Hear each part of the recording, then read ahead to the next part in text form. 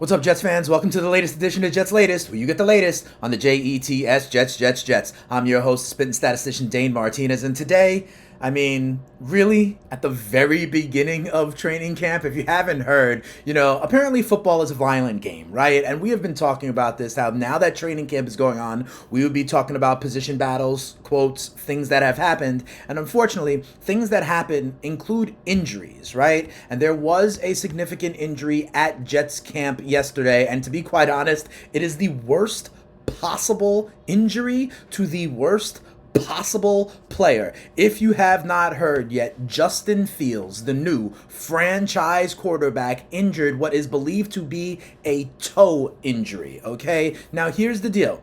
It seems like we may have dodged a bullet. It may not be some kind of season ender or long-term thing, right? There are reports there that are saying maybe it's some kind of dislocation. It's not a fracture. It's also not the big toe, which would be worse. It is, however, on the right side. Aaron Glenn talked about it, saying he does not know the severity of it, but that it was on his right foot. And obviously, this is not what we want to hear. If you've been watching Jets Latest, you know how many times I have been elated with the idea that we have Justin Fields, that he has been working, that he has been looking better, and that he is that dual threat quarterback, right? So any kind of foot or toe injury to a dual threat quarterback is certainly not a good thing. Any kind of injury to a new quarterback trying to build chemistry with new receivers, trying to work in a new playbook is not a good thing. So for all those people out there that want to right away talk about, the same old Jets, here it comes and here it is, maybe they have their day today. You're going to see a ton of it on social media. Here's what I will say. That's why it was important that the entire team was at OTAs and minicamp, so he still has relationships with a Josh Reynolds, with a Garrett Wilson, obviously, and that's why they put in that work earlier on. Remember, Aaron Glenn talked about that he was going to kind of load them up on purpose so that, they could hit the ground running here. But it is obviously not a good piece of news out of Jets training camp. Justin Fields has in fact suffered what looks like a dislocated toe. We will see the impact of it. But we've got to turn our attention to the depth chart behind Justin Fields. I have been telling you some interesting things. One, the fact that, we didn't go in free agency. We didn't go in the draft and try and get big time names. There is no Jackson Dart on the horizon. There is no Shador Sanders on the horizon. I still think that's a fine thing because all reports are that Justin Fields should be ready for opening day. So I don't want to go crazy about this, right? But the backup quarterback is, in fact, the only player on the roster over 30 years old, and it is Tyrod Taylor. Aaron Glenn was at the microphone, at the podium after the Fields injury, talking about how, and he said, quote unquote, we're all good, talking about Tyrod Taylor. Tyrod Taylor has been in this league for about 14, 15 years. Tyrod Taylor is an experienced backup. In 59 starts, Tyrod Taylor has 68 touchdowns and only 29 interceptions, okay? So only like half an interception per game. At one point of Tyrod Taylor's career, when he was with the Buffalo Bills, he literally had like the lowest interception ratio in NFL history. So he is a guy that can take care of the ball. And it's going to be Tyrod under center for a while, for most of training camp. We'll see what happens in the preseason games. And to be quite honest, even if Justin Fields is ready, it doesn't look like we're going to see Justin Fields in the preseason now, okay? Because obviously they will be cautious, and we'll see if he is ready for week 1 in the regular season ahead with the Pittsburgh Steelers, right? So the NFL had that big old Aaron Rodgers revenge game, Justin Fields revenge game. We'll see about that. But it is, in fact, Tyrod Taylor, who is the guy right now as QB2. Where I do think this is interesting, though, is I have talked about who will be QB3, who will be the emergency quarterback for the New York Jets. And that's where I think we become getting some interesting ideas, right? I have said that there is an interesting battle between Adrien Martinez and Brady Cook.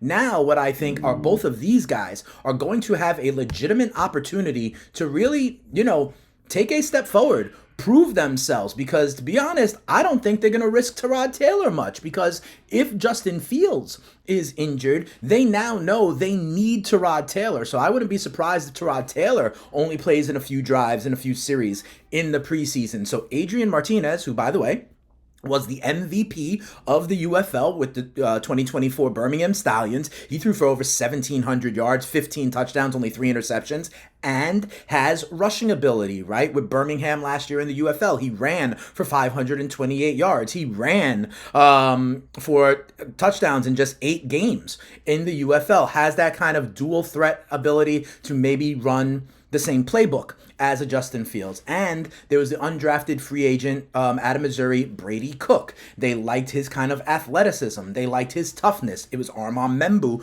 who was blocking for him at Missouri, right? So that is the other option, and that's what I think becomes the really interesting battle, because Martinez and Cook are now battling for what may be QB2 behind Tyrod Taylor as Justin Fields gets ready to go. So we'll see what happens there. I still do believe that Justin Fields will be ready for week 1. We will see what happens. If they're talking about it as a dislocated toe and as a toe that is not the big toe, reports that I've seen out there say that that's about a 2 to 4 week injury. So, that even puts us towards the end of August on the conservative side of that timeline, right? So with the first game against the Steelers, not until the first weekend in September, we have about, 6 weeks still until week 1 against the Pittsburgh Steelers. So it does look like Fields should still be there. Tyrod Taylor is our kind of safety blanket for all that, and Martinez and Cook would be battling to be that next guy.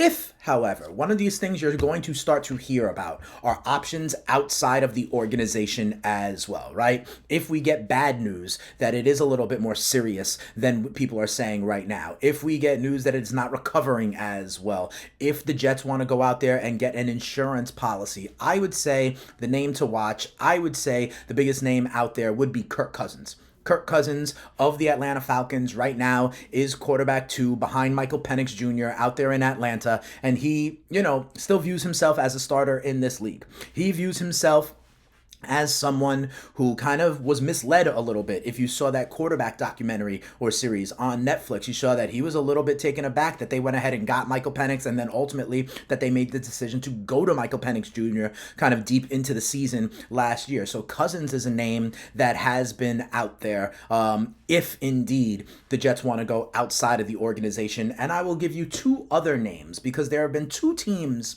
that I think kind of overloaded their quarterback position kind of in the offseason that I didn't really understand, because they double dipped in free agency in the veteran side and then went and drafted guys as rookies. The first would be the Cleveland Browns. The Cleveland Browns, as you know, they have Joe Flacco, they have Kenny Pickett, and then they went ahead and drafted Shedeur Sanders and Dylan Gabriel. They've got too many quarterbacks, right? If they want to give the kids a chance, maybe Flacco is that opening day starter, right? Then they pass it to the kids. But a guy like Kenny Pickett, who has started in this league, seems to be kind of crunched in the middle. And in the same vein, I would say the same thing about the New York Giants. The New York Giants, who went out and signed Russell Wilson to be a starter.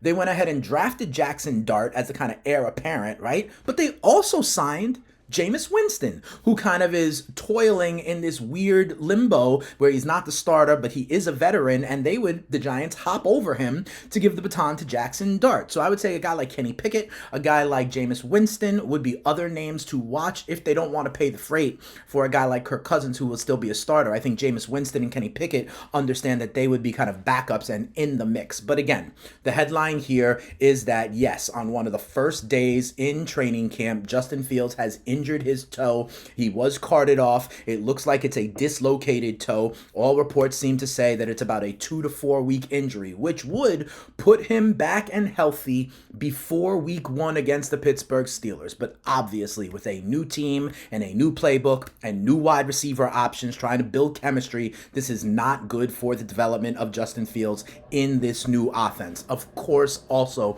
it is not good for a dual threat quarterback, and that's part of what we have been talking about here, right? The dual threat rushing ability of Justin Fields to be right out of the gate hampered by a toe injury. So that is kind of the breaking news out there. Please remember, whether it is good or bad, I will be here on Jets Latest giving you the news. But this is obviously the headline out of Jets training camp for today. But if you want to hear more from me, the Spittin' Statistician Dane Martinez, remember, I am the host of the FTN Fantasy Show over on SiriusXM, Channel 87. We'll be talking about this and other stories this week, getting you ready not only for football, but for fantasy football as draft season is upon us. FTN Fantasy, a great tool, great website with all sorts of data, stats, articles, information, rankings to help you be a better fantasy player. And of course, I am also the host of In Game Live on Sports Grid TV. You can check out Sports Grid TV, where at night we go around the sports world looking for live betting opportunities. If you want to dip your toe in the live betting waters, if you see something, say something, and you'll be seeing me,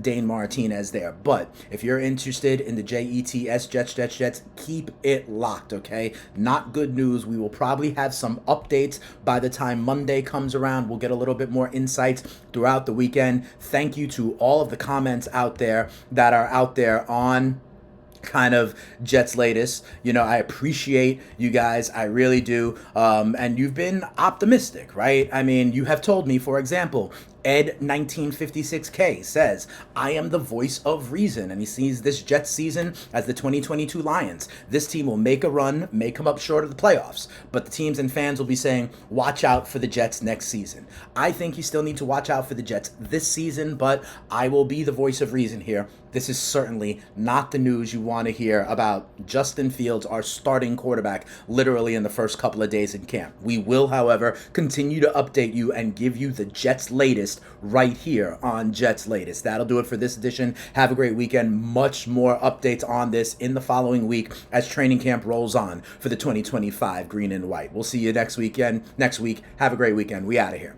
Peace.